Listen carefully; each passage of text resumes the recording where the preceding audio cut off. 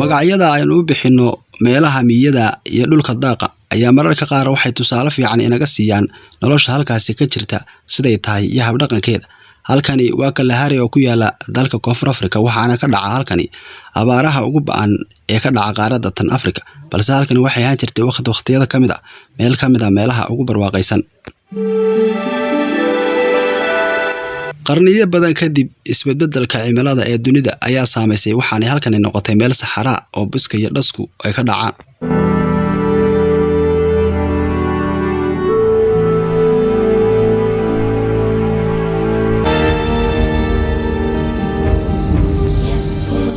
nolosha halkani waa Omos iyo Kaliilo. duurjoogta halkani ku nool waa qaar ay noloshu ku qasabtay inay la qabsadaan duruufaha ka jira halkan.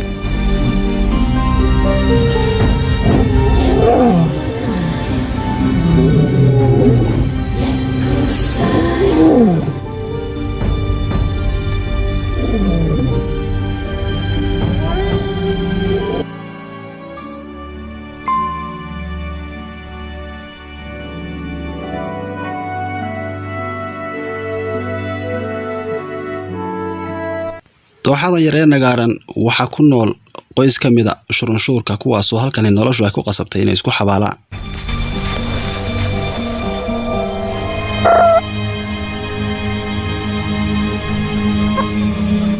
waa qaar aad iyo aad u adkaysi badan waxaanay ku nool yihiin oo ay joogaan inta badan halkani.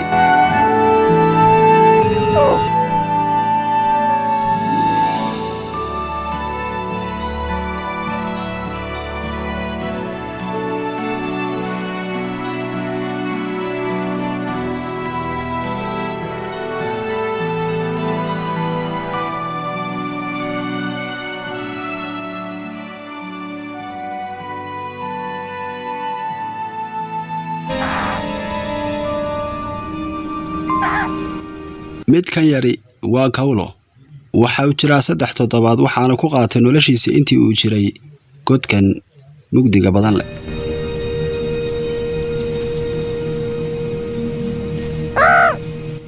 waa markiisii ugu horeysay uu arkayo qoyskiisa inta kale. waa markuu baran lahaa sida makhluuqaadka yari isugu taagaan si dheer.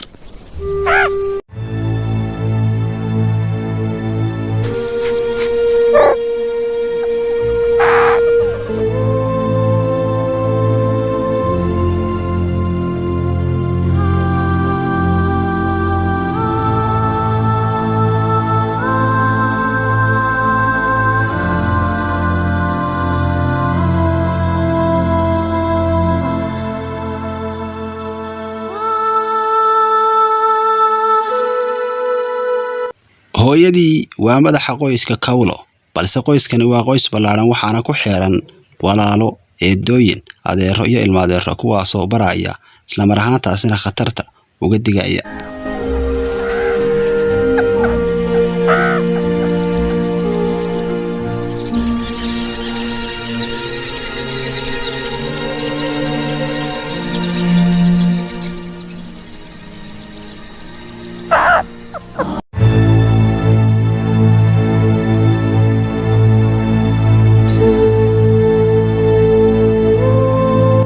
dhalashada walaalihii Kawlo waxay labalaabayaan qoyska tiradiisa.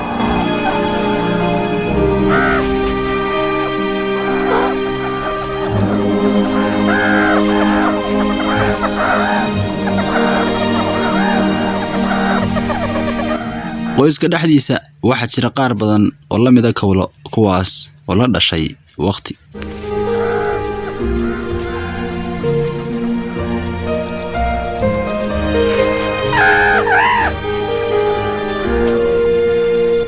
waxaa jira qaar ay walaalayeen oo ka waaweyn Kawlo kuwaas oo aad u daryeela,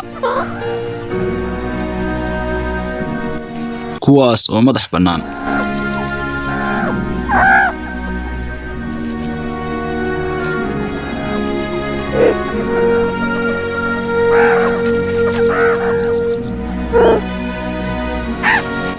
waa walaalkii oo jira 1 sano balse caqligiisu u dhigma mid 4 jira.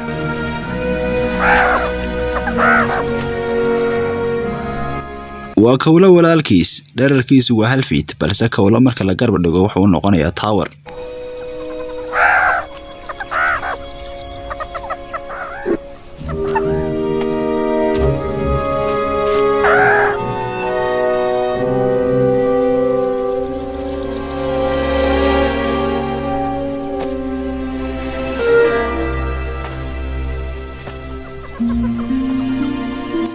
kawlo waa inuu bartaa inuu ku nool yahay dhulkii arxan laawayaasha.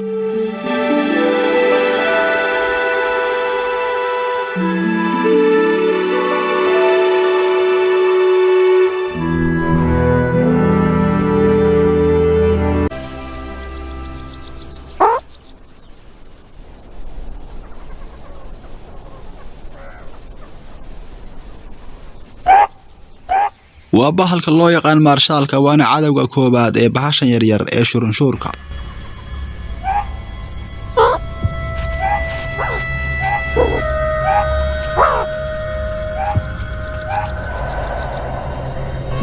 indhihiisu waa qaar cajaayib waana sida telescope-ka halista badan.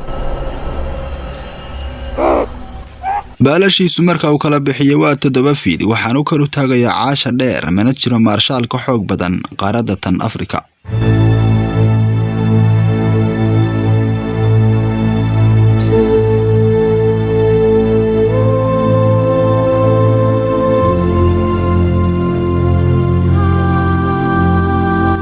halkani waa cirifka ugu abaarta badan la Kalahari waxaana ku nool xayawaano aad u tareer isla mar ahaantaasina roobabka ka da'aa way yar yihiin.